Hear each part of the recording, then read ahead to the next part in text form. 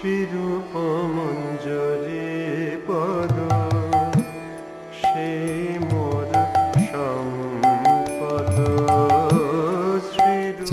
சரிதாமிர்தம் அந்தியலீலை அத்தியாயம் 1.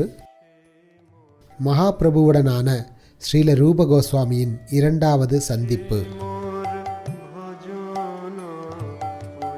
பங்கும் லங்கயதே சைலம் மூகம் ஆவர்த்தியே ஸ்ருதிம் யத் கிருபா தமகம் வந்தே கிருஷ்ண சைதன்யம் ஈஸ்வரம்.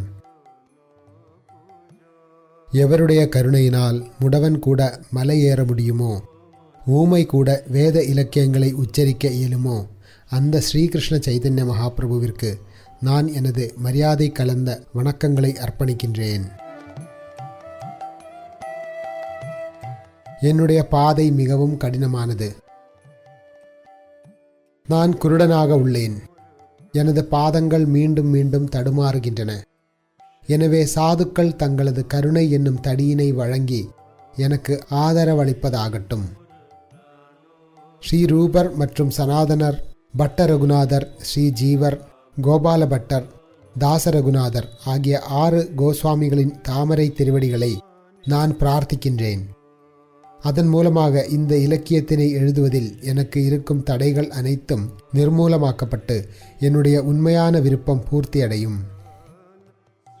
ஜெயதம் சருதோ பங்கூர் மம மந்த மதிர்கதி மத் சர்வஸ்வ பதாம்போஜோ ஸ்ரீ ராதா மதனமோகனோ. கருணையே வடிவான ராதைக்கும் மதனமோகனருக்கும் எல்லா புகழும் உரித்தாகட்டும். நான் ஒரு முடவன், மந்த புத்தியுடையவன். இருப்பினும் அவர்களே என்னை வழிநடத்துபவர்கள். அவர்களது தாமரை திருவடிகளே எனக்கு அனைத்துமாகும்.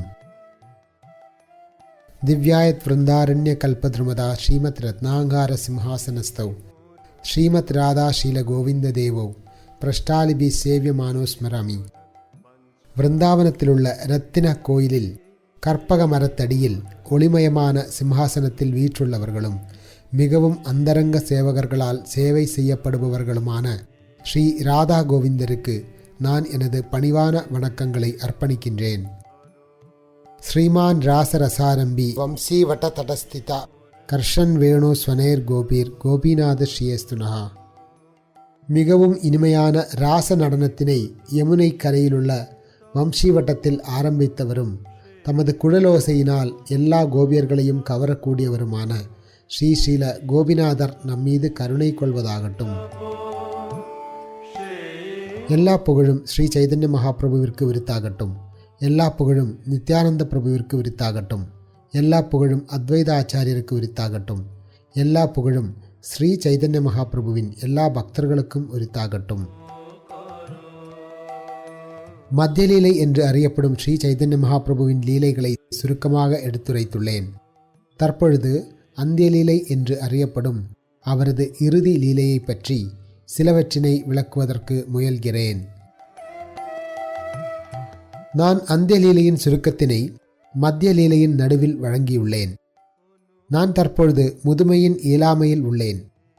எந்த தருணத்தில் வேண்டுமானாலும் நான் மடியலாம் என்பதை அறிந்துள்ளேன். எனவே அந்தியலீலையின் சில பகுதிகளை ஏற்கனவே விவரித்துள்ளேன். முன்னரே எழுதப்பட்ட சுருக்கத்தை கருத்தில் கொண்டு என்னவெல்லாம் நான் அப்பொழுது எழுதவில்லையோ அவற்றை விரிவாக எடுத்துரைப்பேன். ஸ்ரீ சைதன்ய மகாபிரபு விருந்தாவனத்திலிருந்து ஜெகநாதபுரிக்கு திரும்பிய பொழுது ஸ்வரூப தாமோதர கோசாயி உடனடியாக மகாபிரபுவின் வருகையை குறித்த தகவலை வங்காளத்திலுள்ள பக்தர்களுக்கு அனுப்பி வைத்தார். அச்செய்தியினை கேட்டு அன்னை சச்சியும் நவதீபத்தில் இருந்த இதர பக்தர்களும் மிகவும் மகிழ்ச்சி அடைந்தனர். அவர்கள் அனைவரும் ஒன்றாக இணைந்து நீலாச்சலத்திற்கு, அதாவது ஜெகநாதபுரிக்கு புறப்பட்டனர். அத்வைத ஆச்சாரியர் உட்பட குலினா கிராமம், ஸ்ரீகண்ட கிராமம் ஆகிய ஊர்களிலுள்ள எல்லா பக்தர்களும் ஒன்று கூடி சிவானந்த சேனரை சந்திக்க வந்தனர். சிவானந்த சேனர் பயணத்திற்கான ஏற்பாடுகளை செய்தார். அவர் அனைவரையும் பராமரித்து தங்குவதற்கான இருப்பிடங்களை வழங்கினார். ஜெகநாதபுரிக்கு செல்கையில் நாய் ஒன்று சிவானந்த சேனருடன் இணைந்தது. அதனையும் அவர் தம்முடன் வருவதற்கு அனுமதித்தார். அவர் அதற்கு தேவையான உணவினை வழங்கி அதையும் பராமரித்தார்.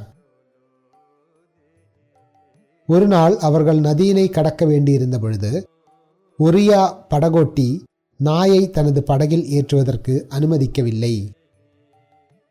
நாயை விட்டு செல்ல வேண்டுமோ என்று வருத்தமுற்ற சிவானந்த சேனர் 10 பணா சோழிகளை படகோட்டியிடம் வழங்கி நாயை மறுகரைக்கு அழைத்து வர செய்தார். பொருளுரை: பண என்பது 80 சோழிகளை கடி குறிக்கும் அளவாகும். முந்தைய காலத்தில் 50 அல்லது 60 ஆண்டுகளுக்கு முன்பு கூட இந்தியாவில் காகித பண நோட்டுகள் கிடையாது. நாணயங்கள் சாதாரண உலோகத்தினால் உருவாக்கப்படாமல் பொதுவாக தங்கம், வெள்ளி, தாமிரம் போன்றவற்றினால் உருவாக்கப்பட்டன. வேறு விதமாக கூறினால், எதை கொண்டு மக்கள் பரிமாற்றம் செய்தார்களோ அது மதிப்புடைய பொருளாக இருந்தது. 4 சோழிகள் இணைந்தது ஒரு கண்டா என்றும் 20 கண்டா இணைந்தது ஒரு பணா என்றும் அளவிடப்பட்டது. சோழிகள் பரிமாற்றத்திற்கு உபயோகிக்கப்பட்டன. எனவே சிவானந்த சேனர் தச பணா, அதாவது 800 சோழிகளை நாய்க்காக வழங்கினார். அந்நாட்களில் ஒரு பைசா என்பதும் கூட பல சோழிகளாக பிரிக்கப்பட்டிருந்தது. ஆனால் தற்பொழுதைய தருணத்தில் பொருட்களின் விலைவாசி மிகவும் அதிகமாகிவிட்டது. ஒரு பைசாவை கொடுத்து யாராலும் எதையும் வாங்கவியலாது. இருப்பினும் அந்நாள்களில் ஒரு பைசாவை கொண்டு ஒரு குடும்பம் முழுவதற்கும் தேவையான காய்கறிகளை வாங்கவியலும். 30 ஆண்டுகளுக்கு முன்பு கூட அவ்வப்பொழுது காய்கறிகள் மலிவாக இருப்பது வழக்கம். அச்சமயங்களில் முழு குடும்பத்தின் ஒரு நாள் தேவைக்கு வேண்டிய காய்கறிகளை ஒரு பைசாவை கொண்டு வாங்க முடிந்தது. ஸ்லோகம் 20. ஒரு நாள் சிவானந்தரை சுங்கவரி வசூலிப்பவன் நிறுத்தி வைத்த சமயத்தில் அவருடைய வேலைக்காரன் நாய்க்கு சாதம் வழங்க மறந்துவிட்டான். இரவு நேரத்தில் அங்கு திரும்பிய சிவானந்த சேனர் உணவருந்தும் சமயத்தில் நாய்க்கு உணவு வழங்கப்பட்டதா என்று தமது வேலைக்காரனிடம் விசாரித்தார். தாம் இல்லாததால் நாய்க்கு உணவளிக்கப்படவில்லை என்பதை அறிந்து சிவானந்த சேனர் மிகவும் வருத்தமடைந்தார். அவர் உடனடியாக நாயை தேடுவதற்காக 10 ஆட்களை அனுப்பி வைத்தார். ஆட்கள் அனைவரும் நாயை கண்டுபிடிக்க இயலாமல் திரும்பி வந்ததால் சிவானந்த சேனர் மிகவும் வருத்தமுற்று அன்றிரவு உபவாசம் இருந்தார். காலையிலும் அவர்கள் நாயை தேடினர். ஆனால் அதனை எங்கும் காண முடியவில்லை. எல்லா வைஷ்ணவர்களும் வியப்படைந்தனர். இவ்வாறாக அவர்கள் அனைவரும் பெரும் கவலையுடன் ஜெகநாதபுரியை நோக்கி நடந்தனர். அங்கே ஸ்ரீ சைதன்ய மகாபிரபு அவர்களை வழக்கம்போல் சந்தித்தார். ஸ்ரீ சைதன்ய மகாபிரபு அவர்களுடன் இணைந்து கோயிலில் ஜெகநாதரை தரிசிக்க சென்றார். அன்று அவர் எல்லா பக்தர்களுடன் இணைந்து மதிய உணவையும் ஏற்றுக்கொண்டார். முன்பு போலவே மகாபிரபு அவர்கள் அனைவரும் தங்குவதற்கான இடங்களை வழங்கினார். மறுநாள் காலை எல்லா பக்தர்களும் மகாபிரபுவை காண சென்றனர். எல்லா பக்தர்களும் ஸ்ரீ சைதன்ய மகாபிரபுவின் இடத்திற்கு வந்தபொழுது அங்கே மகாபிரபுவிடமிருந்து சிறிது தூரத்தில் அந்த நாய் அமர்ந்திருப்பதை அவர்கள் கண்டனர். அது மட்டுமின்றி ஸ்ரீ சைதன்ய மகாபிரபு இளநீரின் வழுக்கையினை நாய்க்கு வீசிக்கொண்டிருந்தார். தமது வழக்கமான புன்னகையுடன் அவர் நாயிடம் கூறிக்கொண்டிருந்தார், ராமா, கிருஷ்ணா, ஹரி என்று திருநாமங்களை உச்சரிப்பாயாக. நாய் இளநீரின் வழுக்கையினை உண்டு கிருஷ்ணா கிருஷ்ணா என்று மீண்டும் மீண்டும் உச்சரிப்பதைக் கண்டு அங்கிருந்த எல்லா பக்தர்களும் மிகவும் வியப்புற்றனர். நாய் அவ்வாறு அமர்ந்திருப்பதையும் கிருஷ்ண நாமத்தை உச்சரிப்பதையும் கண்டபொழுது சிவானந்தர் தமது இயற்கையான பணிவுடன் தமது அபராதங்களை போக்கிக் கொள்வதற்காக உடனடியாக நாய்க்கு தண்டம் சமர்ப்பித்தார். மறுநாள் அந்த நாயை யாராலும் பார்க்க முடியவில்லை. ஏனெனில் அது தன்னுடைய ஆன்மீக சரீரத்தை பெற்று ஆன்மீக உலகமான வைகுண்டத்திற்கு புறப்பட்டு சென்றது. அன்னை சச்சியின் மகனான ஸ்ரீ சைதன்ய மகாபிரபுவின் தெய்வீக லீலைகள் என்னே! அவர் ஒரு நாயை கூட ஹரே கிருஷ்ண மகாமந்திரத்தினை உச்சரிக்க செய்து விடுவித்தார். இதற்கிடையில் ஸ்ரீ சைதன்ய மகாபிரபுவின் கட்டளையினை பின்பற்றி ஸ்ரீல ரூப கோஸ்வாமி விருந்தாவனத்திற்கு சென்றார். அவர் பகவான் கிருஷ்ணரின் லீலைகளை குறித்த நாடகங்களை எழுத விரும்பினார். பிருந்தாவனத்தில் ரூபகோஸ்வாமி ஒரு நாடகத்தினை எழுதத் தொடங்கினார். குறிப்பாக அவர் அறிமுக ஸ்லோகங்களான மங்களாச்சரணத்தினை இயற்றினார்.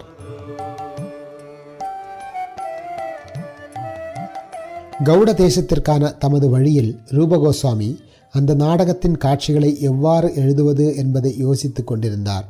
இவ்வாறாக அவர் சில குறிப்புகளை எடுத்து வைத்து எழுதத் தொடங்கினார். இவ்விதமாக இரு சகோதரர்களான ரூபரும் அனுபமரும் வங்காளத்தை அடைந்தனர். ஆனால் அவர்கள் வங்காளத்தை அடைந்த பொழுது அனுபமர் மரணமடைந்தார். அதன் பின்னர் ரூபகோஸ்வாமி ஸ்ரீ சைதன்ய மகாபிரபுவை காண்பதற்கான பேராவலுடன் அவரது இடத்தை நோக்கி புறப்பட்டார்.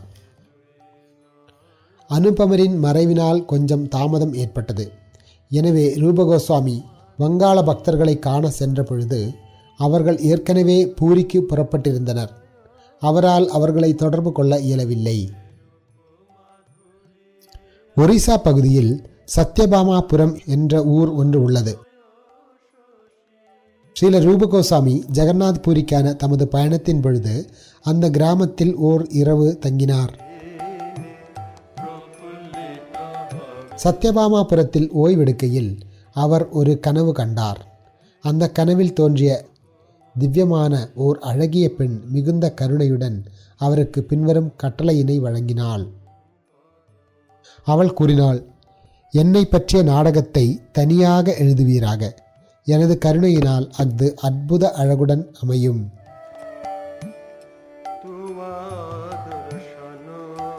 அக்கனவினை கண்ட பின்னர் ஸ்ரீல ரூபகோஸ்வாமி பரிசீலித்தார். இது சத்யபாமாவின் கட்டளை. நான் அவர்களுக்காக தனி நாடகத்தினை எழுத வேண்டும். நான் பகவான் கிருஷ்ணர் விருந்தாவனத்திலும் துவாரகையிலும் நிகழ்த்திய எல்லா லீலைகளையும் ஒரே நூலாக தொகுத்துள்ளேன். தற்பொழுது அவற்றினை 2 நாடகங்களாக பிரிக்க வேண்டும். அந்த யோசனையில் ஆழ்ந்தபடி அவர் ஜெகநாதபுரியை விரைவில் அடைந்தார். பூரியை அடைந்த பொழுது அவர் ஹரிதாஸ் தாகூரின் குடிசையினை அணுகினார். பாசத்துடனும் கருணையுடனும் ஹரிதாஸ் தாகூரர் ஸ்ரீல ரூபகோஸ்வாமியிடம் கூறினார், நீங்கள் இங்கு வருவீர்கள் என்பதை ஸ்ரீ சைதன்ய மகாபிரபு ஏற்கனவே என்னிடம் தெரிவித்திருந்தார். பகவான் ஸ்ரீ சைதன்ய மகாபிரபு ஜெகநாதரின் கோயிலில் உபலபோக நிகழ்ச்சியினை தரிசித்த பின்னர் தினமும் ஹரிதாஸ் தாகூரை காண வருவது வழக்கம். அவ்வாறாக அவர் திடீரென்று வந்தார். மகாபிரபு அங்கு வந்த பொழுது ரூபகோஸ்வாமி உடனடியாக சாஷ்டாங்கமாக விழுந்து அவரை நமஸ்கரித்தார். ஹரிதாசர் மகாபிரபுவிடம் தெரிவித்தார், இங்கே ரூபகோஸ்வாமி தங்களை நமஸ்கரிக்கின்றார். அதனைத் தொடர்ந்து மகாபிரபு ரூபரை ஆலிங்கனம் செய்தார். ஸ்ரீ சைதன்ய மகாபிரபு அதன் பின்னர் ஹரிதாசருடனும் ரூபகோஸ்வாமியுடனும் அமர்ந்தார். அவர்கள் ஒருவரையொருவர் நலம் விசாரித்துவிட்டு சிறிது நேரம் ஒன்று கூடி உரையாடினர். சனாதன கோஸ்வாமியை பற்றி ஸ்ரீ சைதன்ய மகாபிரபு வினவிய பொழுது ஸ்ரீல ரூபகோஸ்வாமி பதிலளித்தார், நான் அவரை சந்திக்கவில்லை. நான் கங்கை கரையின் பாதை வழியாக வந்தேன். சனாதன கோஸ்வாமியோ பொது சாலையின் வழியாக சென்றுள்ளார். அதனால் எங்களால் சந்திக்க இயலவில்லை. அவர் ஏற்கனவே விருந்தாவனத்திற்கு சென்றுவிட்டார் என்பதை நான் பிரயாகையில் கேள்விப்பட்டேன். அடுத்ததாக ரூபகோஸ்வாமி மகாபிரபுவிடம் அனுபமரின் மரணத்தை பற்றி தெரிவித்தார். அங்கே ரூபகோஸ்வாமி தங்குவதற்கான இருப்பிடத்தினை அமைத்து கொடுத்துவிட்டு ஸ்ரீ சைதன்ய மகாபிரபு புறப்பட்டார். அதன் பின்னர் மகாபிரபுவின் அந்தரங்க சங்கத்தினர்கள் அனைவரும் ரூபகோஸ்வாமியை சந்தித்தனர். மறுநாள் சைதன்ய மகாபிரபு ரூபகோஸ்வாமியினை மீண்டும் சந்தித்தார். பெரும் கருணையுடன் மகாபிரபு அவரை எல்லா பக்தர்களுக்கும் அறிமுகப்படுத்தினர்.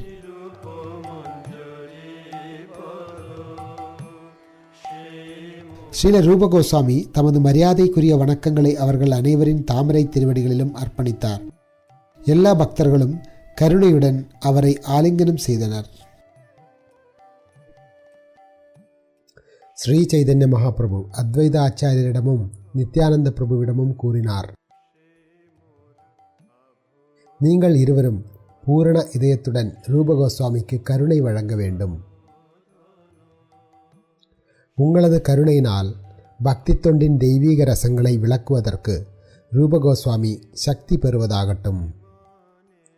இவ்வாறாக வங்காள பக்தர்கள், ஒரிசா பக்தர்கள் என மகாபிரபுவின் எல்லா பக்தர்களுக்கும் ரூபகோஸ்வாமி அன்பிற்கும் பாசத்திற்கும் உரியவரானார். ஸ்ரீ சைதன்ய மகாபிரபு நாள்தோறும் ரூபகோஸ்வாமியை காண செல்வார். கோயிலில் தாம் பெற்ற பிரசாதத்தினை ரூபகோஸ்வாமிக்கும் ஹரிதாச தாகூரருக்கும் வழங்குவார். மகாபிரபு அவர்கள் இருவருடனும் சிறிது நேரம் பேசிவிட்டு தமது மதிய கடமைகளை நிறைவேற்றுவதற்காக சென்று விடுவார். இவ்விதமாக அவர்களுடனான ஸ்ரீ சைதன்ய மகாபிரபுவின் உறவு நாள்தோறும் தொடர்ந்தது. மகாபிரபுவின் தெய்வீக கருணையை பெற்று ஸ்ரீல ரூபகோஸ்வாமி எல்லையற்ற ஆனந்தத்தினை உணர்ந்தார். ஸ்ரீ சைதன்ய மகாபிரபு தமது எல்லா பக்தர்களையும் அழைத்து கொண்டு குண்டீஜா மார்ஜனத்தை நிறைவேற்றிய பின்னர், அதாவது குண்டீஜா கோயிலை சுத்தம் செய்தல், ஆய்தோட்டா என்னும் தோட்டத்திற்கு சென்று தோட்டத்தினுள் பிரசாதத்தினை ஏற்றார். எல்லா பக்தர்களும் பிரசாதத்தை ஏற்று ஹரியின் திருநாமத்தை உச்சரிப்பதை கண்டபொழுது ஹரிதாச தாகூரரும் ரூபகோஸ்வாமியும் பேரானந்தம் அடைந்தனர். கோவிந்தரின் மூலமாக ஸ்ரீ சைதன்ய மகாபிரபுவின் பிரசாத மீதியினை பெற்றபொழுது அவர்கள் அதனை மதித்து பரவசத்தில் ஆடத் தொடங்கினர். மறுநாள் ஸ்ரீ சைதன்ய மகாபிரபு ஸ்ரீல ரூபகோஸ்வாமியை காண சென்ற பொழுது அனைத்தையும் அறிந்திருந்த மகாபிரபு பின்வருமாறு பேசினார். கிருஷ்ணரை விருந்தாவனத்திலிருந்து வெளியே எடுத்து செல்ல முயல வேண்டாம். அவர் ஒருபொழுதும் விருந்தாவனத்தை விட்டு வேறு எங்கும் செல்வதில்லை. ஸ்ரீல ரூபகோஸ்வாமியினால் இயற்றப்பட்ட லகு பாகவதாமிர்தம் என்னும் நூலில் கூறியபடி யதுகுமாரர் என்று அறியப்படும் கிருஷ்ணர் வாசுதேவ கிருஷ்ணராவார். அவர் நந்த மகாராஜரின் மகன் என்று அறியப்படும் கிருஷ்ணரிலிருந்து வேறுபட்டவர். யதுகுமார கிருஷ்ணர் தமது லீலைகளை மதுராவிலும் துவாரகையிலும் வெளிப்படுத்துகிறார். ஆனால் நந்தகுமாரரான கிருஷ்ணர் ஒருபொழுதும் பிருந்தாவனத்தை விட்டு விலகுவதில்லை. இவ்வாறு கூறி ஸ்ரீல ரூபகோஸ்வாமியை சற்று வியப்பில் ஆழ்த்திய பின்னர் சைதன்ய மகாபிரபு தமது மதிய கடமைகளை நிறைவேற்றுவதற்காக சென்றார். ஸ்ரீல ரூபகோஸ்வாமி எண்ணினார், சத்யபாமா என்னை 2 தனித்தனி நாடகங்களை எழுதும்படி கட்டளையிட்டாள். தற்பொழுது அதே கட்டளை ஸ்ரீ சைதன்ய மகாபிரபுவினால் உறுதிப்படுத்தப்பட்டுள்ளதாக உணர்கிறேன். முன்பு நான் 2 நாடகங்களையும் ஒரே நூலாக எழுத இருந்தேன். தற்பொழுது நான் அதன் காட்சிகளை பிரித்து 2 தனித்தனி நூல்களில் எடுத்துரைப்பேன். நான் 2 மங்களாச்சரணங்களையும் 2 அறிமுகங்களையும் எழுதுவேன். இது குறித்து ஆழ்ந்து யோசித்த பின்னர் காட்சிகளை 2 வேறு நிகழ்ச்சிகளாக எடுத்துரைப்பேன். பொருளுரை: விதக்த மாதவா, லலிதா மாதவா ஆகியவை 2 வேறு நூல்களாகும். விதக்த மாதவா என்னும் நூல் பிருந்தாவன லீலைகளை விவரிக்கின்றது. லலிதா மாதவா என்னும் நூல் துவாரகையிலும் மதுராவிலும் நிகழ்ந்த லீலைகளை விவரிக்கின்றது. ரத யாத்திரையின் பொழுது ரூபகோஸ்வாமி பகவான் ஜெகநாதரை தரிசித்தார். ஸ்ரீ சைதன்ய மகாபிரபு ரதத்தின் முன்பாக பாடி ஆடுவதையும் கண்டார். ரத யாத்திரையின் நடனத்தில் ஸ்ரீ சைதன்ய மகாபிரபு ஒரு ஸ்லோகத்தினை உரைக்க அதனை கேட்ட ரூபகோஸ்வாமி அதன் பொருளை விளக்கும் ஸ்லோகத்தினை உடனடியாக இயற்றினார். இவ்வெல்லா சம்பவங்களையும் நான் ஏற்கனவே விவரித்துள்ளேன். ஆயினும் சில விஷயங்களை அதனுடன் இணைப்பதற்கு நான் விரும்புகிறேன். ரதத்தின் முன்பாக பாடி ஆடுகையில் ஸ்ரீ சைதன்ய மகாபிரபு பொதுவாக ஒரு ஸ்லோகத்தினை உச்சரிப்பார். ஆனால் அவர் அந்த குறிப்பிட்ட ஸ்லோகத்தினை ஏன் உரைக்கிறார் என்பதை யாரும் அறியவில்லை. மகாபிரபு அந்த ஸ்லோகத்தினை எதற்காக உரைக்கின்றார் என்பதை ஸ்வரூப தாமோதர கோஸ்வாமி மட்டுமே அறிந்திருந்தார். மகாபிரபுவின் மனத்திற்கு ஏற்ப குறிப்பிட்ட ரசத்தை சுவைக்க உதவும் பொருட்டு சொரூபர் அது தொடர்பான மேலும் பல ஸ்லோகங்களை உரைப்பது வழக்கம். இருப்பினும் ரூபகோஸ்வாமியினாலும் மகாபிரபுவின் நோக்கத்தினை புரிந்து கொள்ள முடிந்தது. அதனால் அவர் ஸ்ரீ சைதன்ய மகாபிரபுவிற்கு பொருத்தமானதாக மற்றொரு ஸ்லோகத்தினை இயற்றினார். எனது இளமையில் என்னுடைய இதயத்தை திருடிய அதே நபர் தற்பொழுது மீண்டும் என் எஜமானராக உள்ளார். நிலாவினால் ஒளியூட்டப்பட்ட சைத்திர மாதத்தின் அதே இரவுகள் உள்ளன. மாலதி மலர்களின் அதே நறுமணம் உள்ளது. அதே இளம் காற்று கதம்ப வனத்திலிருந்து வீசுகிறது. நம்முடைய நெருங்கிய உறவில் நானும் அதே காதலியாக உள்ளேன். ஆயினும் மனம் இங்கே மகிழ்ச்சியாக இல்லை. நான் ரேவா நதிக்கரையிலுள்ள வேதசி மரத்தடிக்கு செல்ல ஆவல் கொண்டுள்ளேன். இதுவே எனது விருப்பம். இந்த ஸ்லோகம் ஸ்ரீ சைதன்ய மகாபிரபுவால் உரைக்கப்பட்டதாகும்.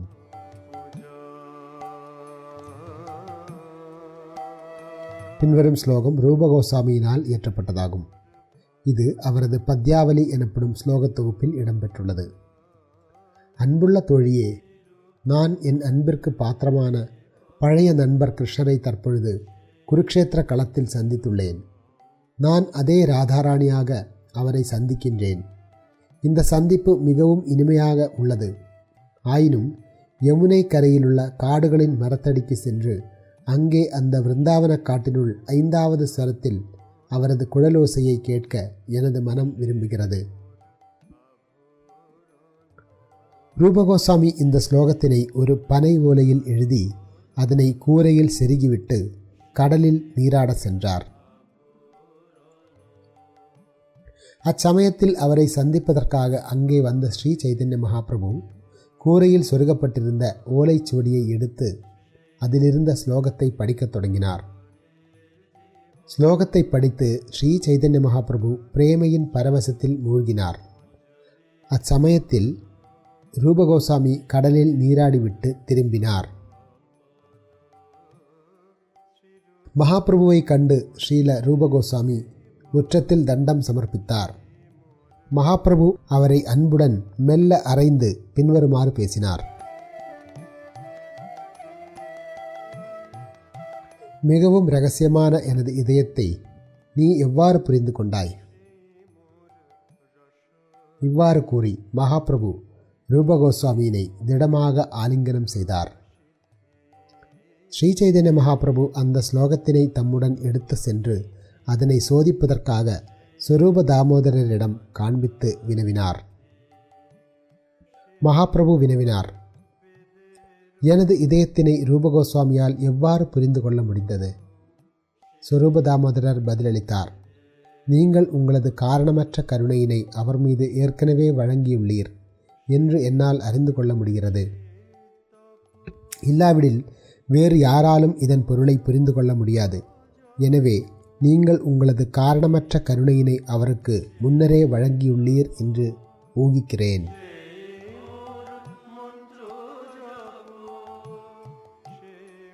ஸ்ரீ சைதன்ய மகாபிரபு பதிலளித்தார், ரூபகோஸ்வாமி என்னை பிரயாகையில் சந்தித்தார். அவரை பொருத்தமான நபராக அறிந்து நான் இயல்பாகவே என்னுடைய கருணையினை அவருக்கு வழங்கினேன். அப்பொழுது நான் என்னுடைய தெய்வீக சக்தியினையும் அவருக்கு வழங்கினேன். தற்பொழுது நீங்களும் அவருக்கு அறிவுரைகளை வழங்க வேண்டும். குறிப்பாக தெய்வீக ரசங்களை பற்றி எடுத்துரைப்பீராக.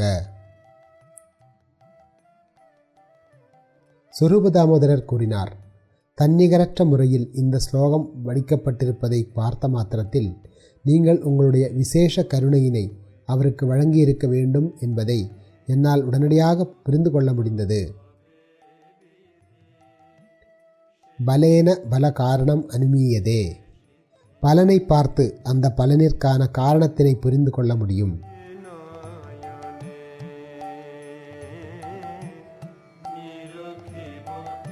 சொர்க்கலோகங்களில் பாயும் கங்கை நதி தங்கத் தாமரை மலர்கள் நிறைந்ததாகும். அந்த லோகங்களில் வசிப்பவர்களான நாங்கள் அம்மலர்களின் தண்டினை உண்டு வருகிறோம்.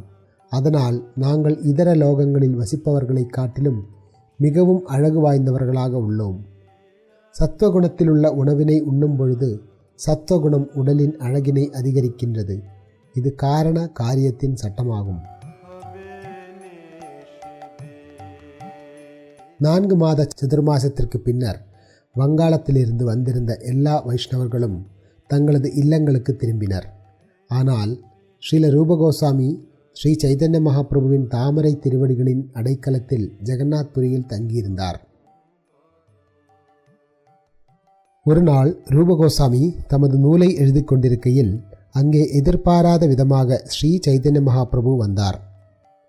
மகாபிரபு வருவதை கண்ட மாத்திரத்தில் ஹரிதாஸ் தாகூரரும் ரூபகோசாமியும் எழுந்து நின்றனர். அதன் பின்னர் சாஷ்டாங்கமாக விழுந்து அவரை வணங்கினர்.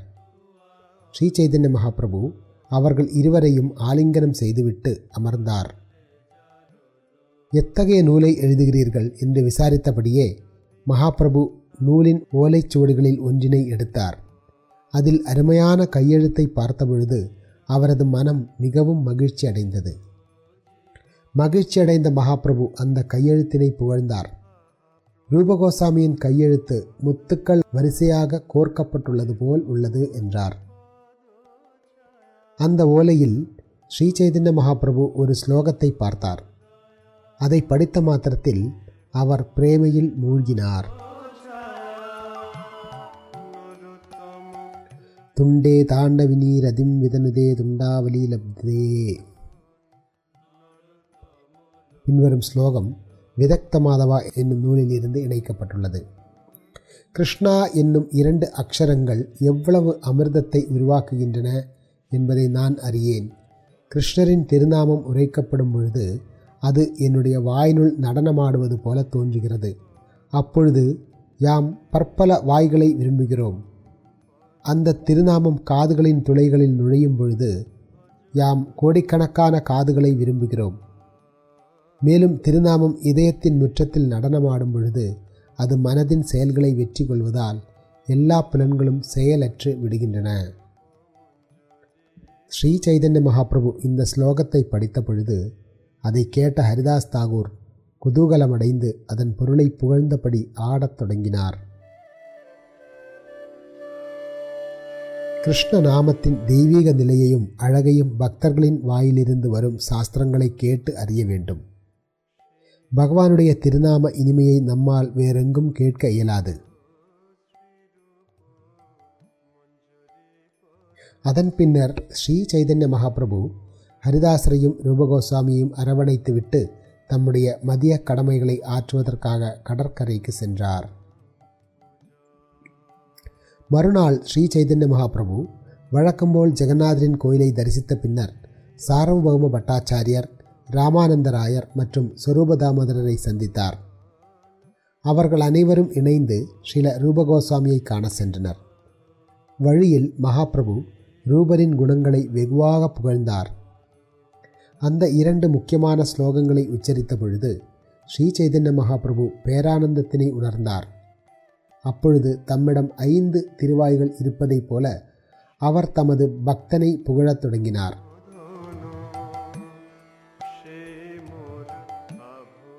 சார்வபௌம பட்டாச்சாரியரையும் ராமானந்தராயரையும் சோதிக்கும் பொருட்டு மகாபிரபு அவர்களின் முன்பாக ஸ்ரீல ரூபகோசாமியின் தெய்வீக குணங்களை புகழத் தொடங்கினார்.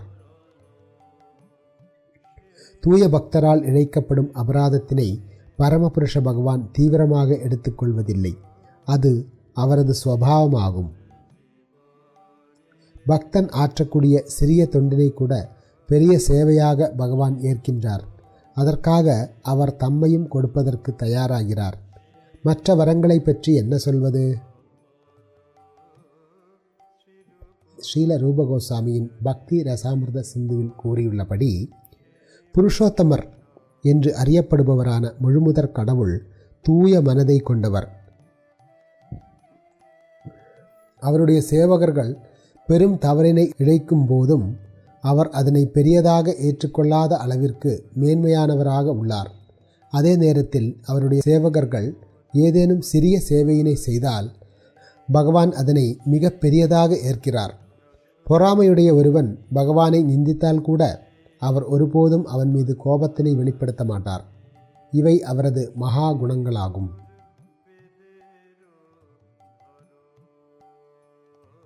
ஸ்ரீ சைதன்ய மகாபிரபு தமது அந்தரங்க பக்தர்களுடன் வருவதை பார்த்து ஹரிதாஸ் தாகூரும் ரூப கோஸ்வாமியும் உடனடியாக தண்டம் சமர்ப்பித்து அவர்களின் தாமரை திருவடிகளில் பிரார்த்தனைகளை அர்ப்பணித்தனர். இவ்வாறாக ஸ்ரீ சைதன்ய மகாபிரபுவும் அவரது அந்தரங்க பக்தர்களும் ரூப கோஸ்வாமியையும் ஹரிதாஸ் தாகூரையும் சந்தித்தனர். அதன் பின்னர் மகாபிரபு தமது பக்தர்களுடன் மனையில் அமர்ந்தார். ரூப கோஸ்வாமியும் ஹரிதாஸ் தாகூரும் மனையில் அமராமல் கீழே அமர்ந்தனர். மனையில் அமரும்படி மகாபிரபுவும் அவரது சங்கத்தினர்களும் அவர்களை வற்புறுத்திய போதிலும் அவர்கள் அவ்வாறு செய்யவில்லை. ஸ்ரீ சைதன்ய மகாபிரபு தாம் முன்பு கேட்ட ஸ்லோகத்தினை படிக்கும்படி கட்டளையிட்ட பொழுது மிகுந்த வெட்கத்தினால் ரூபகோஸ்வாமி அதனை படிக்காமல் மௌனமாக இருந்தார். அப்பொழுது ஸ்வரூப தாமோதரர் அந்த ஸ்லோகத்தினை படித்தார். அதை கேட்டபொழுது எல்லா பக்தர்களின் மனமும் வியப்பில் உறைந்தது.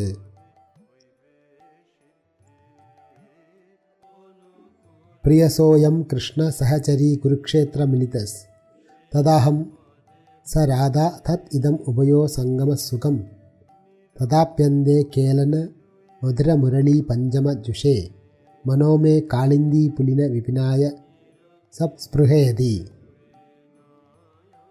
அன்புள்ள தோழியே, நான் என் அன்பிற்கு பாத்திரமான பழைய நண்பர் கிருஷ்ணரை தற்பொழுது குருக்ஷேத்திர களத்தில் சந்தித்துள்ளேன். நான் அதே ராதாராணியாக அவரை சந்திக்கின்றேன். இந்த சந்திப்பு மிகவும் இனிமையாக உள்ளது. ஆயினும் யமுனை கரையிலுள்ள காடுகளின் மரத்தடிக்கு சென்று அங்கே அந்த விருந்தாவன காட்டினுள் 5வது ஸ்வரத்தில் அவரது குழலோசையை கேட்க என் மனம் விரும்புகிறது. இந்த ஸ்லோகத்தினை கேட்ட ராமானந்தராயரும் சார்வபௌம பட்டாச்சாரியரும் சைதன்ய மகாபிரபுவிடம் கூறினர், உங்களுடைய விசேஷ கருணை இல்லாமல் ரூப கோஸ்வாமியினால் உங்களது மனதை எவ்வாறு அறிய முடிந்தது? ஸ்ரீல ராமானந்தராயர் கூறினார், முன்பு எனது இதயத்தில் சஞ்சரித்து எனக்கு சக்தி வழங்கினீர். அந்த சக்தியின் மூலமாக பிரம்மதேவரும் அணுக இயலாத மிக உயர்ந்த சித்தாந்தத்தை என்னால் வெளிப்படுத்த முடிந்தது. இதிலிருந்து நான் அறிவது யாதெனில், நீங்கள் உங்களது கருணையை இவருக்கு முன்னரே வழங்கியுள்ளீர்.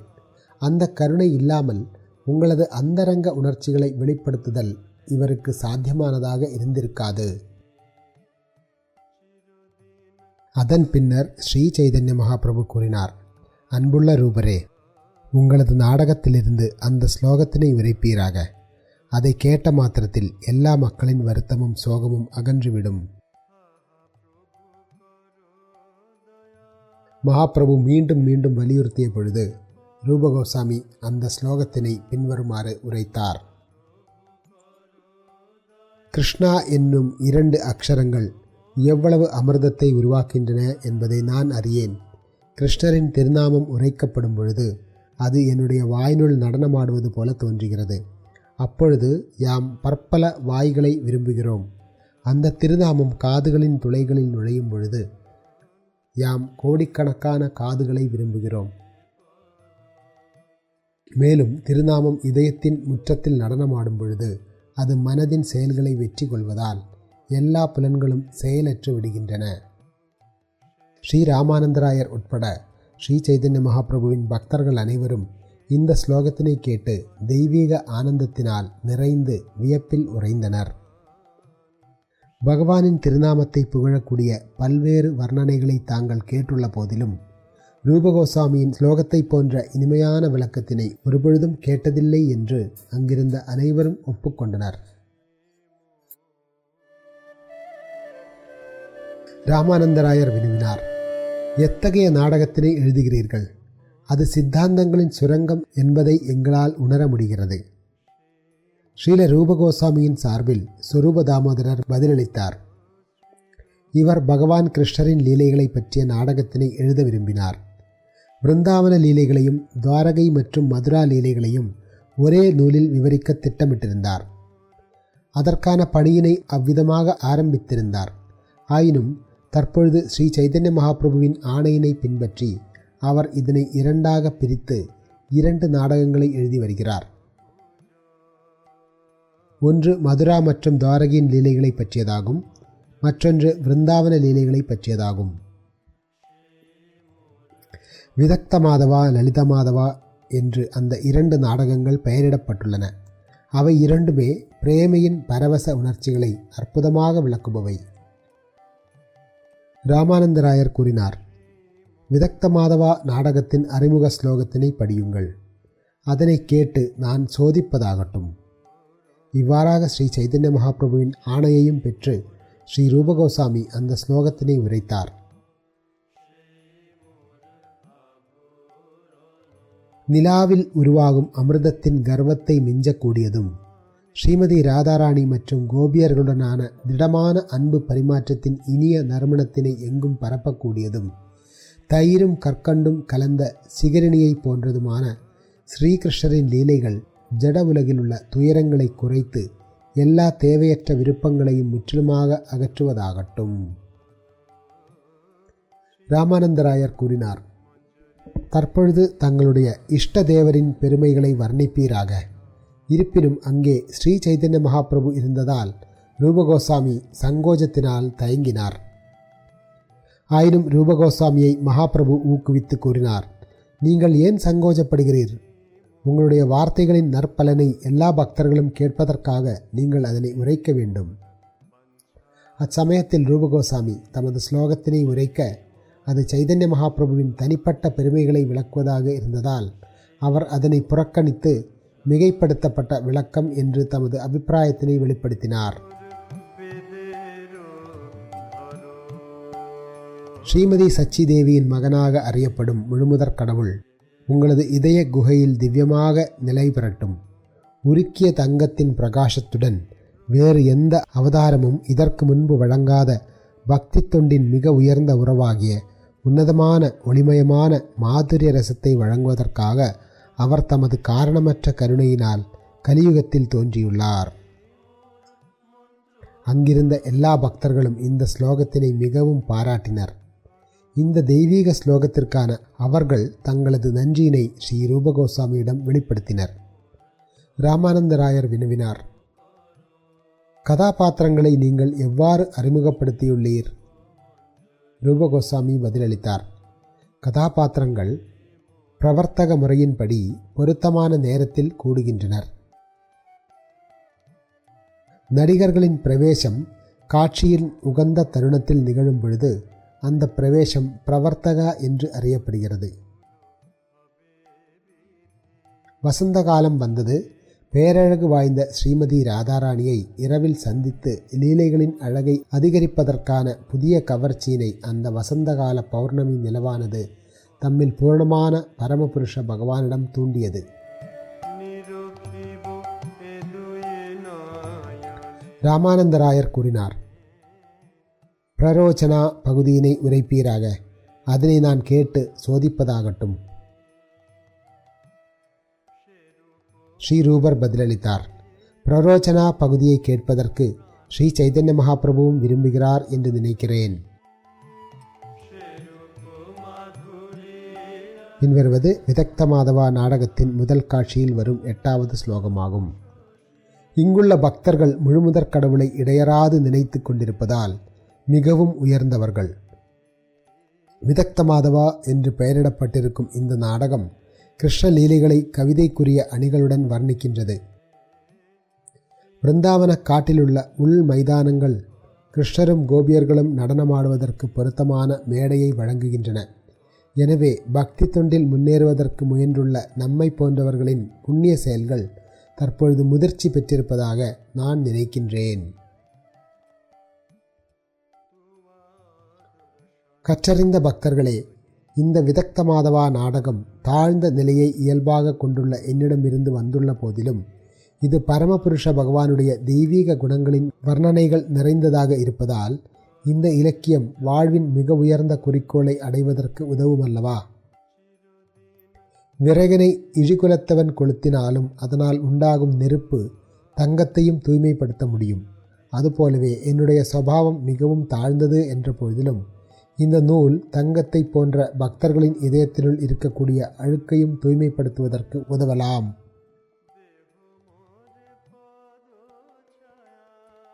அதன் பின்னர் ராமானந்தராயர் ரூபகோஸ்வாமியிடமிருந்து கோபியர்களுக்கும் கிருஷ்ணருக்கும் இடையிலான பிரேமையை எழுப்புவதற்கான காரணங்களை பற்றி வினவினார்.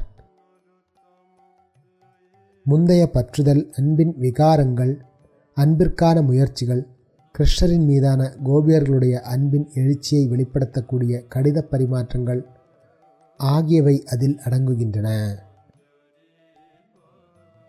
ஸ்ரீல ரூபகோஸ்வாமி படிப்படியாக ராமானந்தராயர் வினவிய அனைத்தையும் தெரிவித்தார். அவருடைய விளக்கங்களை கேட்டு ஸ்ரீ சைதன்ய மகாபிரபுவின் அனைத்து பக்தர்களும் வியப்பில் உறைந்தனர்.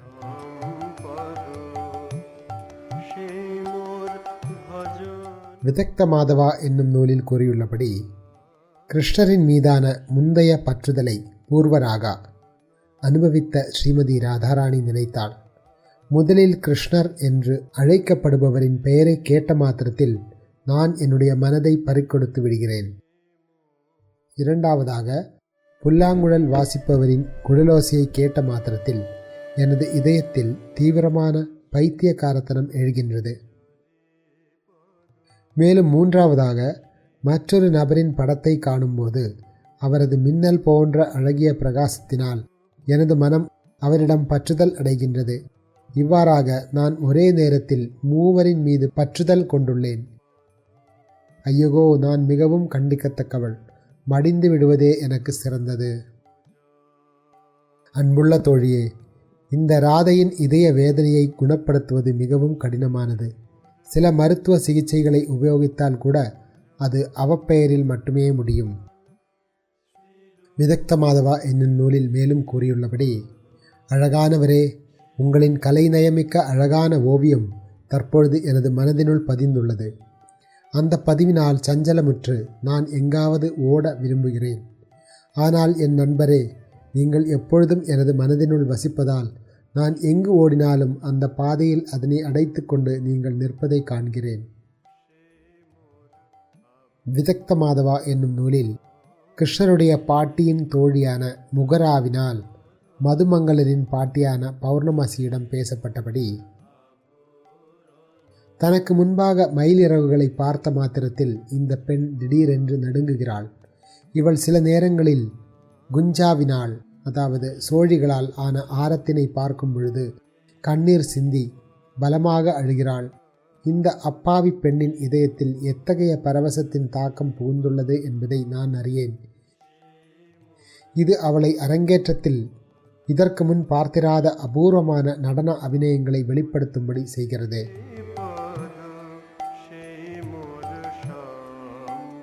ஸ்ரீமதி ராதாராணி தனது இணைப்பிரியா தோழியான விஷாகையிடம் கூறினாள், பிரியமான தோழியே, கிருஷ்ணர் என் மீது கருணையின்றி இருந்தால் அதற்காக நீ அழத் தேவையில்லை. அது உன்னுடைய பிழையினால் நிகழ்ந்ததல்ல. நான் தான் மடிய வேண்டும். ஆனால் நான் மடிந்த பின்னர் அருள் கூர்ந்து எனக்கான ஒரு காரியத்தை செய்வாயாக. என்னுடைய இறுதி சடங்கினை அனுசரிக்கும் பொழுது என்னுடைய கரங்களை கொடிகளைப் போன்று தமால மரத்தை ஆலிங்கனம் செய்தபடி வைப்பாயாக. அதன் மூலமாக நான் என்றென்றும் பிருந்தாவனத்தில் தொந்தரவின்றி இருப்பேன். இதுவே என் கடைசி வேண்டுகோளாகும். ராமானந்தராயர் வினவினார், பாவத்தின் ஸ்வபாவங்கள் யாவை? ரூபகோஸ்வாமி பதிலளித்தார், கிருஷ்ணருக்கான பாவத்தின் ஸ்வபாவங்கள் இவையே. விதக்த மாதவா என்னும் நாடகத்தில் பௌர்ணமாசியினால் பேசப்பட்டபடி, அன்புள்ள அழகிய தோழியே, யாரேனும் நந்த மகாராஜருடைய புதல்வரான கிருஷ்ணரின் மீது பிரேமையினை வளர்த்து கொண்டால் அந்த அன்பினுடைய எல்லாவித இனிப்பு மற்றும் கசப்பின் தாக்கம் அவளது இதயத்தில் தோன்றும். அத்தகு பிரேமை இரு வழிகளில் செயல்படுகிறது. பிரேமையின் விஷம் பாம்பின் கொடிய விஷத்தை தோற்கடிக்கிறது. இருந்தும் அங்கே அதே சமயத்தில் தெய்வீக இன்பமும் தோன்றுகிறது. பெருக்கெடுத்து ஓடும் அந்த ஆனந்தம் அமிர்தத்தின் மதிப்பினை குறைத்து அதன் கர்வத்தை தோற்கடிக்கிறது. வேறு விதமாக கூறினால், கிருஷ்ண பிரேமை ஒரே நேரத்தில் பாம்பின் விஷத்தினால் விளையும் துன்பத்தினையும் அமிர்தத்தை தலையில் ஊற்றுவதால் விளையும் இன்பத்தினையும் தோற்கடிக்கும் அளவிற்கு சக்தியுடையதாக உள்ளது. இது ஒரே சமயத்தில் விஷம், அமிர்தம் ஆகிய இரு விளைவுகளையும் கொடுப்பதாக உணரப்படுகிறது. ராமானந்தராயர் மேலும் வினவினார், இயல்பான பிரேமையின் அறிகுறிகள் யாவை? ரூப கோஸ்வாமி பதிலளித்தார், இவையே இயல்பான பிரேமையின் தர்மம். விதக்த மாதவா என்னும் நாடகத்தில் மதுமங்கலரின் பாட்டியும் சாந்தீபனி முனியின் அன்னையுமான பௌர்ணமாசியினால் பேசப்பட்டபடி, ஒருவன் தனது நாயகியிடமிருந்து புகழ்ச்சியினை கேட்கும் பொழுது அவன் வெளிப்புறமாக சாந்தமாக இருப்பது போல தோன்றினாலும் தன் இதயத்தில் வேதனையை உணர்கிறான். நாயகியிடமிருந்து தன்னை பற்றிய குற்றச்சாட்டுகளை கேட்கும் பொழுது அவன் அதனை நகைச்சுவையாக எடுத்துக்கொண்டு இன்பத்தினை அனுபவிக்கின்றான். நாயகியிடம் குற்றங்களை காணும் பொழுது அவை அவனது அன்பினை குறைப்பதில்லை. நாயகியின் நற்குணங்களும் அவனது இயற்கையான பற்றுதலை அதிகரிப்பதில்லை. இவ்வாறாக இயல்பான பிரேமை எல்லா சூழ்நிலையிலும் தொடர்கின்றது. இவ்வாறு தான் இயல்பான பிரேமை இதயத்தினுள் செயல்படுகிறது. விதக்த மாதவா என்னும் நூலில் கூறியுள்ளபடி, ஸ்ரீமதி ராதாராணியிடம் மிகவும் கொடுமையாக நடந்து கொண்டதை நினைத்து கிருஷ்ணர் இவ்விதமாக வருத்தப்படுகிறார். என்னுடைய கொடிய வார்த்தைகளை கேட்டதால் நிலாவை போன்ற முகம் கொண்ட ராதாராணி தன்னுடைய வேதனையான இதயத்தில் சற்று சகிப்புத்தன்மையை நிலைநாட்டலாம். என்னிடமிருந்து விலகவும் செய்யலாம். அல்லது வெல்ல முடியாத மன்மதனின் அம்பிலிருந்து பூட்டப்படும் காம இச்சைகளை கண்டு அஞ்சி அவள் தனது வாழ்வினை துறந்து விடலாம். அந்தோ அவளது பிரேமை என்னும் கொடியானது பழத்தினை வழங்க தயாராக இருந்த தருணத்தில் நான் அதனை முட்டாள்தனமாக வேரோடு பிடுங்கி விட்டேனே. மேலும் விதக்த மாதவா என்னும் நாடகத்தில் கூறியுள்ளபடி, ஸ்ரீமதி ராதாராணி தனது நெருங்கிய தோழியான விஷாகா தேவியிடம் இவ்விதம் பேசுகிறாள். அவருடைய சங்கத்தினாலும் அரவணைப்பினாலும் பெறப்படும் மகிழ்ச்சியினை விரும்பி, அன்புள்ள தோழியே, நான் என் மூத்தோர்களை கூட அலட்சியப்படுத்தினேன். என்னுடைய வெட்கத்தையும் கம்பீரத்தையும் அவர்களுக்கு முன்பாக தளர்த்தினேன். மேலும் நீ என்னுடைய மிக சிறந்த தோழியாகவும் உயிரை காட்டிலும் எனக்கு பிரியமானவளாகவும் உள்ள போதிலும் நான் உனக்கு பல்வேறு சிரமங்களை வழங்கியுள்ளேன். உயர்ந்த பெண்களால் எப்பொழுதும் காப்பாற்றப்படும் பதிவிரதா தர்மத்தையும் நான் ஓரமாக வைத்துவிட்டேன். ஐயகோ, அவர் தற்பொழுது என்னை புறக்கணிக்கும் போதிலும் நான் இன்னும் உயிர் வாழும் பாவியாக உள்ளேனே. இதனால் நான் எனது பெயரளவு பொறுமையினை கண்டிப்பது அவசியமாகும். விதக்த மாதவா என்னும் நாடகத்தில் ஸ்ரீமதி ராதாராணி கிருஷ்ணரிடம் பேசப்பட்டபடி, நான் எனது இல்லத்தில் விளையாட்டுத்தனமான செயல்களில் ஈடுபட்டிருந்தேன். எனது குழந்தைத்தனமான அறியாமையினால் எது சரி எது தவறு என்பதை நான் அறியவில்லை. அதனால் உங்கள் மீது அதீத கவர்ச்சி ஏற்பட எங்களை நிர்பந்தப்படுத்திவிட்டு தற்பொழுது எங்களை அலட்சியப்படுத்துவது உங்களுக்கு தகுமோ? விதக்த மாதவா என்னும் நூலில் ராதாராணியிடம் அவளது மற்றொரு நெருங்கிய தோழியான லலிதா சகி பேசியபடி, தற்பொழுது நீங்கள் எங்களிடம் அலட்சியமாக உள்ளீர். இது சரியென்று நீங்கள் நினைக்கிறீர்களா? எங்களுடைய இதயம் கொடுமையான சூழ்நிலையினால் மிகவும் களங்கமடைந்துள்ளன. நாங்கள் நிச்சயமாக யமராஜரின் லோகத்திற்கு சென்று கொண்டுள்ளோம். ஆயினும் கிருஷ்ணர் தமது அழகிய அன்பான புன்னகையினை கைவிடுவதில்லை. அது கபடத்தனம் நிறைந்ததாகும். ஸ்ரீமதி ராதாராணியே, நீ பெரிய புத்திசாலி. நீ எவ்வாறு இந்த இடையர் கிராமத்து ஏமாற்றுக்கார பெண் பித்தனிடம் இவ்வளவு அதிகமான அன்பினை வளர்த்து கொண்டுள்ளாய்? மேலும் விதக்த மாதவா என்னும் நாடகத்தில் பகவான் ஸ்ரீகிருஷ்ணரிடம் பௌர்ணமசி பேசியதாவது, ஸ்ரீகிருஷ்ணரே, நீங்கள் பெரும் கடலை போன்றவர். ஸ்ரீமதி ராதாராணி என்னும் நதி நீண்ட தூரம் பயணம் செய்து உங்களை அடைந்துள்ளது. இவள் கணவன் என்னும் மரத்தினை கைவிட்டு சமுதாய பழக்கம் என்னும் பாலத்தினை உடைத்து மூத்த உறவினர்கள் என்னும் மலைகளை பலவந்தமாக கடந்து வந்துள்ளாள். உங்களின் மீதான அன்பின் புதிய உணர்ச்சிகளினால் தூண்டப்பட்டு இங்கு வந்துள்ள இந்த நதி தற்பொழுது உங்களிடம் அடைக்கலம் கொண்டுள்ளது. ஆனால் நீங்களோ சாதகமற்ற வார்த்தைகள் என்னும் அலைகளால் அவளை திருப்பி அனுப்ப முயல்கிறீர். எவ்வாறு இத்தகைய அலட்சிய எண்ணத்தை உங்களால் பரப்ப முடிகிறது? ஸ்ரீல ராமானந்தராயர் மேலும் வினவினார். விருந்தாவனம் தெய்வீக குழலோசை, கிருஷ்ணருக்கும் ராதிகாவிற்கும் இடையிலான உறவு ஆகியவற்றினை எவ்வாறு வர்ணித்துள்ளீர்கள்? இவை அனைத்தையும் தெரிவிப்பீராக. உங்களுடைய கவித்துவம் அற்புதமாக உள்ளது.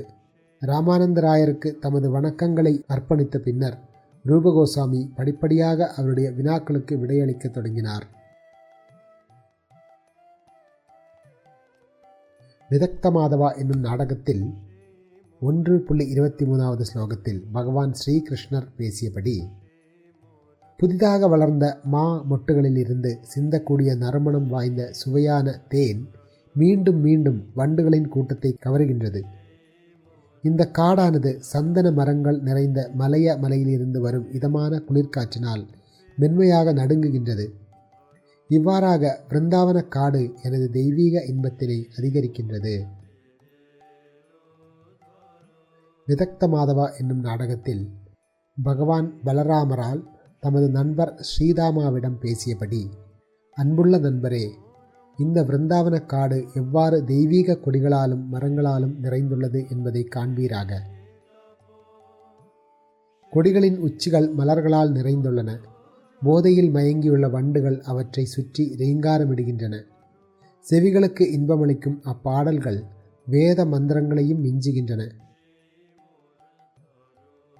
விதக்த மாதவா என்னும் நாடகத்தில் பகவான் ஸ்ரீகிருஷ்ணரால் தமது இடையர்குல நண்பரான மதுமங்கலரிடம் பேசியபடி, பிரியமான நண்பரே, இந்த பிருந்தாவன காடு நமது புலன்களுக்கு எல்லா வகையிலும் பெரும் இன்பத்தை வழங்குகின்றது. சில இடங்களில் வண்டுகள் கூட்டம் கூட்டமாக ரீங்காரமிடுகின்றன. சில இடங்களில் இளம் காற்று சுற்றுப்புறம் முழுவதையும் குளிர்ச்சியாக்குகின்றது.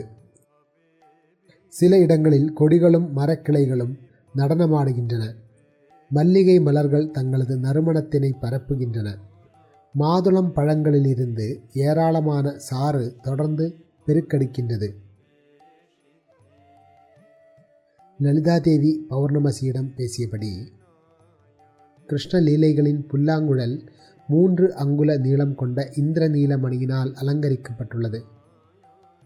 புல்லாங்குழலின் இறுதியில் உள்ள சிவப்பு கற்கள் அழகாக பிரகாசிக்கின்றன. இரு முனைகளுக்கும் இடைப்பட்ட பகுதியானது தங்கத்தினால் மெருகூட்டப்பட்டு நடுவில் பிரகாசமான வைரத்துடன் காணப்படுகிறது. இந்த மங்களகரமான புல்லாங்குழல் கிருஷ்ணருக்கு இன்பமூட்டி தெய்வீக பிரகாசத்துடன் அவரது கையில் மின்னுகின்றது. ஸ்ரீமதி ராதாராணி கூறியபடி, அன்புள்ள தோழனான புல்லாங்குழலே, உன்னுடைய இருப்பிடம் ஸ்ரீகிருஷ்ணரின் கரங்களாக இருப்பதால் நீ மிகவும் கௌரவமான குடும்பத்தில் பிறந்திருப்பதாக தோன்றுகிறது. பிறவியினால் நீ மிகவும் எளிமையானவன், கபடத்தனம் இல்லாதவன். அவ்வாறு இருக்கையில் கோபியர்களின் கூட்டத்தினை மயக்கக்கூடிய அந்த பயங்கரமான மந்திரத்தினுள் நீ ஏன் தீட்சை பெற்றாய்?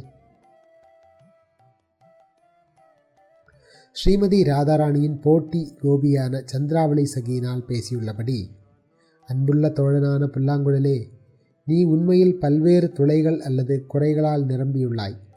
உன்னிடம் கனம் இல்லை, சாறு இல்லை, கடினம் உள்ளது, கணுக்களும் உள்ளன.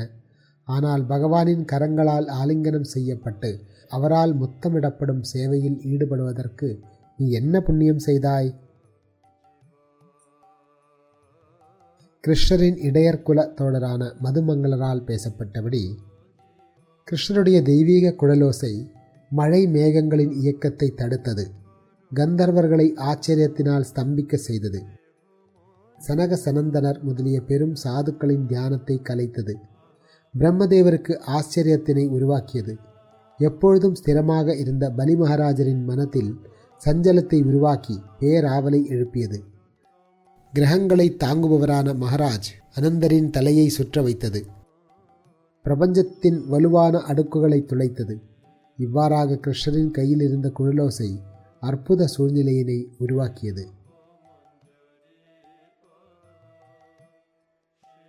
பௌர்ணமசியினால் கூறப்பட்டபடி கிருஷ்ணருடைய கண்களின் அழகு வெள்ளை நிற தாமரையின் அழகினை மிஞ்சுகின்றது. அவரது மஞ்சள் நிற ஆடைகள் குங்குமத்தின் புதிய அலங்காரத்தின் பிரகாசத்தினை மிஞ்சுகின்றன. தேர்ந்தெடுக்கப்பட்ட காட்டு மலர்களாலான அவரது ஆபரணங்கள் மிகச்சிறந்த உடைகளுக்கான ஏக்கத்தினை தோற்கடிக்கின்றன. அவரது உடலின் அழகானது மரகத மணியை காட்டிலும் மிக சிறந்த முறையில் மனதை கவரும் பிரகாசத்தினை கொண்டுள்ளது. லலிதா மாதவா என்னும் நாடகத்தில் லலிதா தேவியினால் ராதாராணியிடம் பேசப்பட்டபடி, பேரழகு வாய்ந்த தோழியே, அன்பு கூர்ந்து உனக்கு முன்பாக நின்று கொண்டுள்ள பூரண ஆனந்தம் நிரம்பிய பரமபுருஷரை ஏற்றுக்கொள்வாயாக. இவரது கண்களின் ஓரம் அங்கும் இங்கு உலாவுகின்றது. இவரது புருவங்கள் தாமரை போன்ற திருமுகத்தில் வண்டுகளைப் போல மெதுவாக நகர்கின்றன. இவர் வலது பாதத்தினை இடது பாதத்தில் முட்டிக்கு கீழே வைத்தபடி நின்று கொண்டுள்ளார். இவரது உடலின் நடுப்பகுதி 3 இடங்களில் வளைந்து காணப்படுகிறது.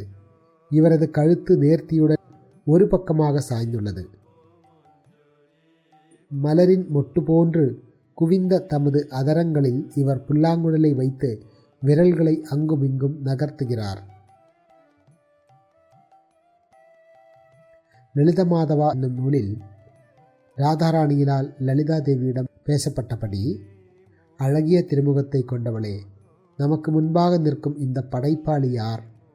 குலப்பெண்களின் பதிவிரதம் என்னும் கடினமான கற்களை அன்பான பார்வைகள் என்னும் கூரான ஒளியினால் இவர் உடைக்கின்றார். எண்ணிலடங்காத மரகதங்களின் பிரகாசத்தினை மிஞ்சக்கூடிய தமது திருமேனியின் பிரகாசத்தினை கொண்டு அவர் ஒரே சமயத்தில் தம்முடைய லீலைகளுக்கான தனிமையான அறைகளை உருவாக்குகிறார். லலிதாதேவி ராதாராணியிடம் கூறியபடி, அன்புள்ள தோழியே, இந்த இளம் வாலிபரான ஸ்ரீகிருஷ்ணர் நந்த மகாராஜரின் குடும்பத்திலுள்ள நிலாவாவார். அவரது அழகு மதிப்புமிக்க மணிக்குவியலின் அழகையும் மிஞ்சுவதாக உள்ளது. எல்லா புகழும் அவரது குழலோசைக்கு உரித்தாகட்டும். அது கற்புடைய பெண்களின் கொசுவங்களையும் இறுக்கமான ஆடைகளையும் தளர செய்து அவர்களின் பொறுமையினை மிகவும் சாமர்த்தியமாக சிதைக்கின்றது.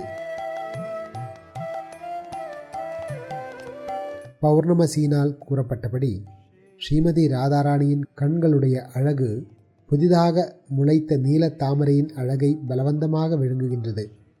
அவளது திருமுகத்தின் அழகு அன்றலர்ந்த தாமரை நிறைந்த காட்டினை மிஞ்சுகின்றது. அவளது உடலின் பிரகாசம் தங்கத்தின் பிரகாசத்தினை மங்க செய்கிறது. இவ்வாறாக எங்கும் இதுவரை காணப்படாத அற்புதமான ஸ்ரீமதி ராதாராணியின் அழகு பிருந்தாவனத்தில் எழுச்சி பெறுகின்றது. விதக்த மாதவா என்னும் நூலில் ஸ்ரீகிருஷ்ணரால் மதுமங்களரிடம் பேசப்பட்டபடி, நிலவொளி இரவு நேரத்தில் பிரகாசமாக உள்ள போதிலும் பகல் நேரத்தில் தோய்ந்து விடுகிறது. அதுபோலவே தாமரை பகல் நேரத்தில் அழகானதாக உள்ள போதிலும் இரவு நேரத்தில் மூடிக்கொள்கிறது. ஆனால் தோழனே, எனக்கு மிகவும் பிரியமான ஸ்ரீமதி ராதாராணியின் முகமானது இரவு பகல் என எப்பொழுதும் பிரகாசமானதாகவும் அழகானதாகவும் உள்ளது. எனவே அவளது முகத்தினை எதனுடன் ஒப்பிடவியலும்? ஸ்ரீமதி ராதாராணி புன்னகைக்கும் பொழுது அவளது கன்னங்களில் ஆனந்த அலைகள் பாய்கின்றன. அவளது வளைந்த புருவங்கள் மன்மதனின் வில்லை போன்று நடனமாடுகின்றன. அவளது கடைக்கண் பார்வையானது மயக்கத்தினால் ஸ்திரமின்றி நகரக்கூடிய நடனமாடும் வண்டுகளைப் போன்று மயக்கக்கூடியதாக உள்ளது. அந்த வண்டு எனது இதயத்தின் மையத்தினை கடித்து விட்டது.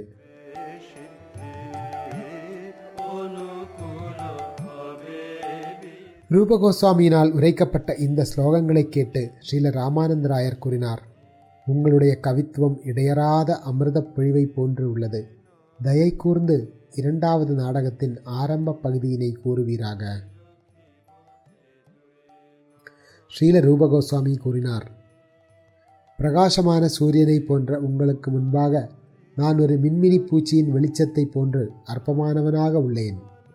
உங்களுக்கு முன்பாக வாயை திறப்பதும் கூட ஆணவமாகும். இவ்வாறு கூறிய பின்னர் ரூபர் லலித மாதவா நாடகத்தின் அறிமுக ஸ்லோகத்தினை உரைத்தார். முகுந்தரின் அழகிய நிலாவை போன்ற பெருமைகள் அசுரர்களுடைய மனைவியர்களின் தாமரை போன்ற முகங்களுக்கும் சக்கரவாக பறவைகளைப் போன்று பளிச்சிடும் அவர்களது எடுப்பான கொங்கைகளுக்கும் துன்பத்தை கொடுக்கின்றன. இருப்பினும் அவரது பெருமைகள் சகோரப் பறவைகளைப் போன்ற அவரது பக்தர்கள் அனைவருக்கும் இன்பமளிக்கின்றன. அந்த பெருமைகள் உங்கள் அனைவருக்கும் நிரந்தரமாக இன்பமளிப்பதாகட்டும். ஸ்ரீல ராமானந்தராயர் 2வது அறிமுக ஸ்லோகத்தினை பற்றி வினவிய பொழுது ஸ்ரீல ரூப கோஸ்வாமி சற்று தயங்கிய பின்னர் அதனை உரைக்கத் தொடங்கினார்.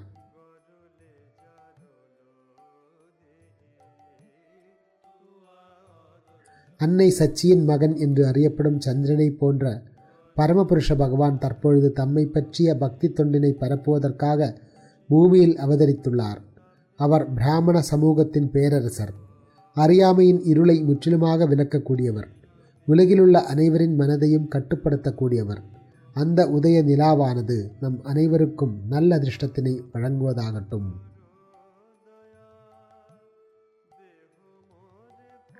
இந்த ஸ்லோகத்தினை கேட்டபொழுது ஸ்ரீ சைதன்ய மகாபிரபு உள்ளூர பேரானந்தம் அடைந்தார்.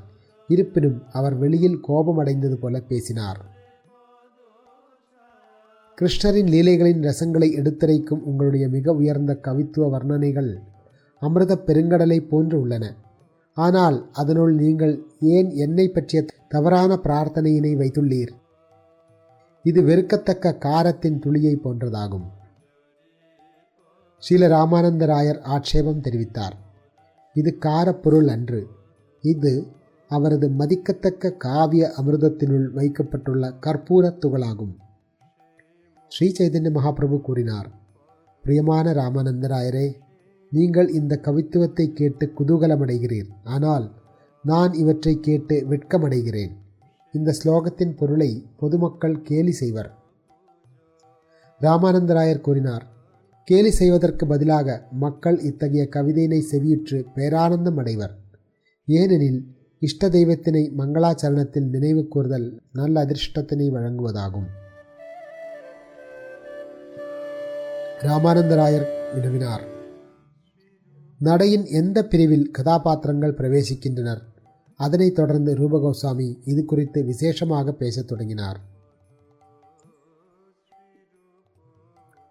லலிதா மாதவா என்னும் நூலில் கூறியுள்ளபடி, நாகரீகமற்ற மனிதர்களின் மன்னனை, அதாவது கம்சனை வதம் செய்த பின்னர் எல்லா கலைகளின் எஜமானரான ஸ்ரீகிருஷ்ணர் மேடையில் நடனமாடுகிறார்.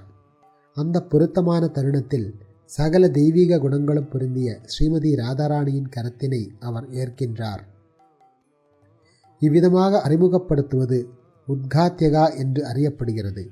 மொத்த காட்சியும் வீதி என்று அறியப்படுகிறது. நீங்கள் நாடகக் கலையில் மிக சிறந்த நிபுணர் என்பதால் உங்களுக்கு முன்பாக எடுத்துரைக்கப்படும் என்னுடைய ஒவ்வொரு கூற்றும் ஆணவ பெருங்கடலின் அலையை போன்றதாகும். சாகித்ய தர்ப்பணா என்னும் நூலில் மேற்கோள் காட்டியுள்ளபடி, தெளிவற்ற ஒரு வார்த்தையினை விளக்குவதற்கு மனிதர்கள் அதனை இதர வார்த்தைகளுடன் பொதுவாக இணைக்கின்றனர். அத்தகு முயற்சி உத்காத்யகா என்று அறியப்படுகிறது. நாடகத்தின் வெவ்வேறு பகுதிகளை பற்றி பேசும்படி ராமானந்தராயர் சில ரூபகோஸ்வாமியிடம் வேண்டிய பொழுது, ரூபர் தமது லலித மாதவா நாடகத்திலிருந்து சிலவற்றை சுருக்கமாக மேற்கோள் காட்டினார்.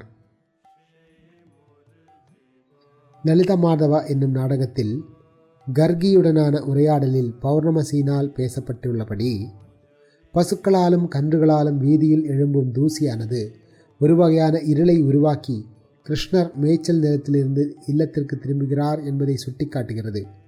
மேலும் மாலை நேரத்தின் இருளானது கிருஷ்ணரை சந்திக்கும்படி கோபியர்களை தூண்டுகிறது. இவ்வாறாக கோபியர்களுடனான கிருஷ்ணரின் லீலைகள் ஒரு வகையான தெய்வீக இருளினால் மறைக்கப்பட்டுள்ளதால் வேதங்களின் சாதாரண பண்டிதர்களுக்கு இந்த லீலைகளை காணுதல் அசாத்தியமானதாகும். ஸ்ரீகிருஷ்ணரின் அங்கீகாரம் பெற்ற தூதுவரான அவரது இனிய குழலோசை புகழப்படுவதாகட்டும். ஏனெனில் அது மிகவும் திறமையாக ஸ்ரீமதி ராதாராணியை அவளது வெட்கத்திலிருந்து விடுவித்து இல்லத்திலிருந்து காட்டிற்கு கவர்ந்து இழுக்கின்றது.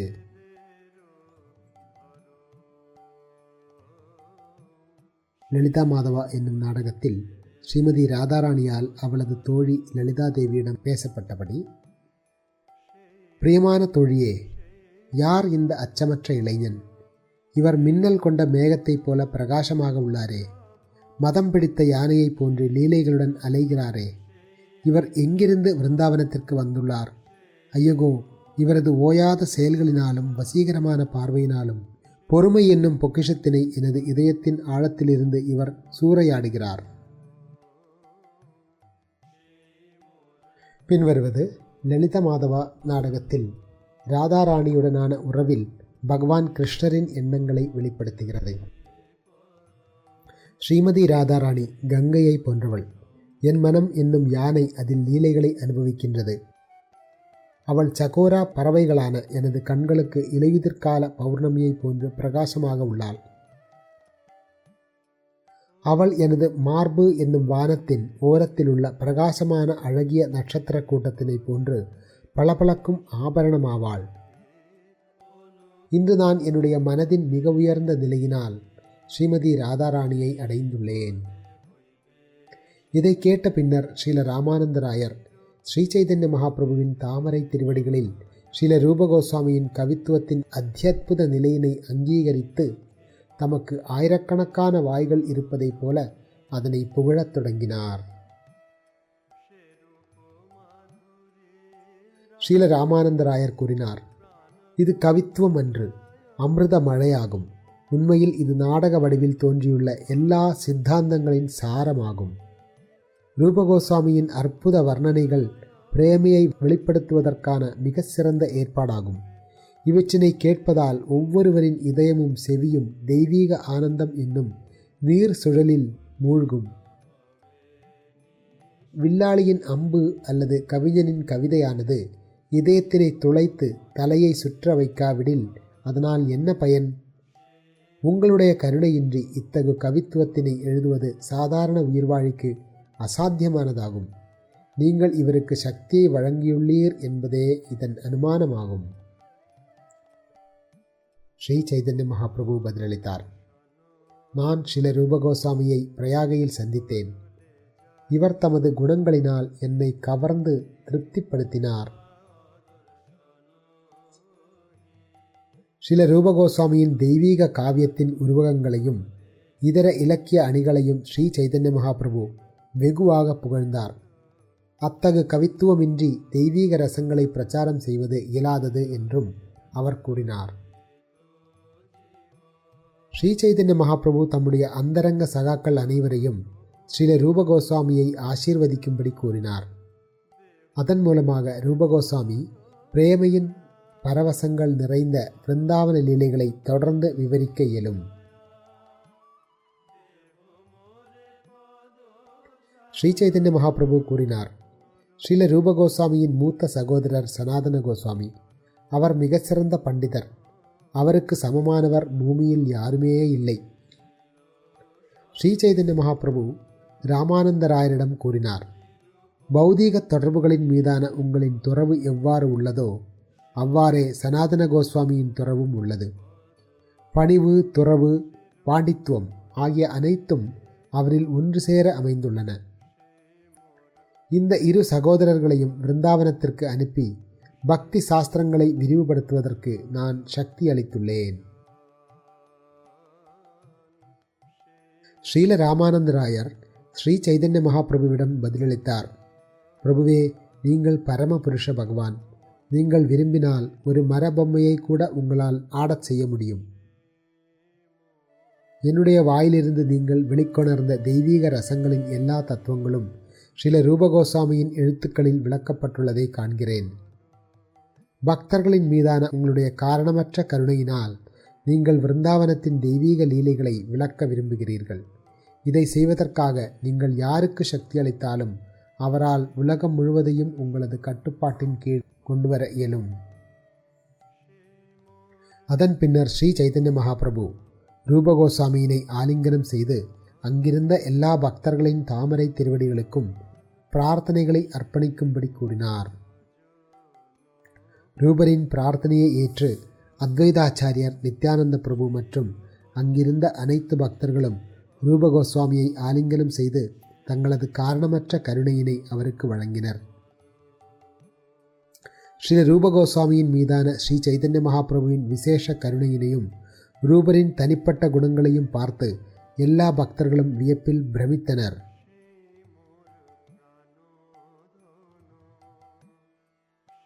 அதன் பின்னர் ஸ்ரீ சைதன்ய மகாபிரபு தமது எல்லா பக்தர்களுடன் அங்கிருந்து புறப்பட்டார். அப்பொழுது ஹரிதாஸ் தாகூரும் ஸ்ரீல ரூபகோஸ்வாமியினை ஆலிங்கனம் செய்தார். ஹரிதாச தாகூர் அவரிடம் கூறினார், உங்களது நற்பாக்கியத்திற்கு எல்லையே இல்லை. நீங்கள் வர்ணித்த விஷயங்களின் பெருமையை யாராலும் அறிய முடியாது. ஸ்ரீல ரூபகோஸ்வாமி கூறினார், நான் எதையும் அறியாதவன். ஸ்ரீ சைதன்ய மகாபிரபு என்னை எந்த வார்த்தைகளை பேச வைக்கின்றாரோ அந்த தெய்வீக வார்த்தைகளை மட்டுமே என்னால் உரைக்க முடியும்.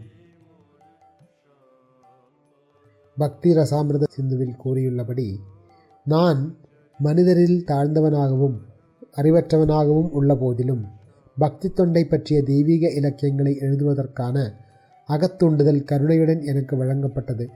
எனவே இந்த நூல்களை எழுதுவதற்கு எனக்கு வாய்ப்பளித்த பரமபுருஷ பகவான் ஸ்ரீ சைதன்ய மகாபிரபுவின் தாமரை திருவடிகளில் நான் எனது வணக்கங்களை அர்ப்பணிக்கின்றேன். இவ்விதமாக ஹரிதாஸ் தாகூரின் நெருங்கிய சங்கத்தில் ஸ்ரீல ரூபகோஸ்வாமி பேரானந்தத்துடன் பகவான் கிருஷ்ணரின் லீலைகளை விவாதித்தபடி தமது நேரத்தினை கழித்தார். இவ்வாறாக ஸ்ரீ சைதன்ய மகாபிரபுவின் எல்லா பக்தர்களும் 4 மாதங்களை அவருடன் கழித்தனர். அதன் பின்னர் மகாபிரபு அவர்களுக்கு விடை கொடுத்தார். அவர்கள் வங்காளம் திரும்பினர். இருப்பினும் ஸ்ரீல ரூபகோஸ்வாமி ஸ்ரீ சைதன்ய மகாபிரபுவின் தாமரை திருவடிகளில் தங்கியிருந்தார். டோலா யாத்திரை திருவிழா நடைபெற்ற பொழுது அவர் அதனை மகாபிரபுவுடன் இணைந்து பேரானந்தத்துடன் தரிசித்தார்.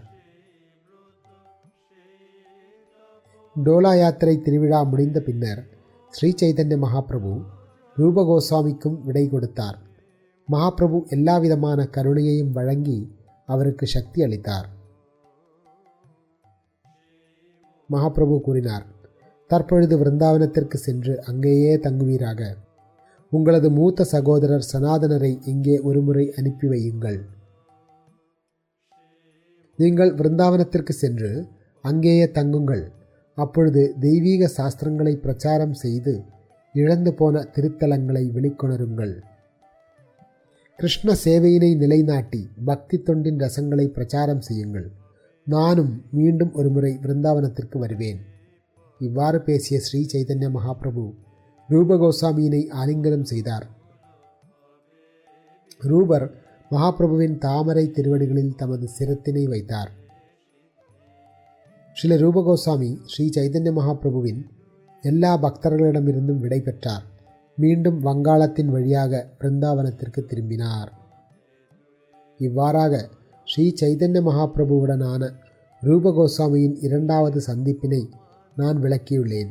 இந்த விவரங்களை கேட்பவர் எவரும் நிச்சயமாக ஸ்ரீ சைதன்ய மகாபிரபுவின் தாமரை திருவடிகளில் புகலிடத்தினை அடைவர். ஸ்ரீ ரூபா மற்றும் ஸ்ரீ ரகுநாதரின் தாமரை திருவடிகளில் வேண்டி அவர்களின் கருணையை எப்பொழுதும் விரும்பி கிருஷ்ணதாசனாகிய நான் அவர்களது அடிச்சுவடுகளை பின்பற்றி ஸ்ரீ சைதன்ய சரிதாமிர்தத்தினை விளக்குகின்றேன்.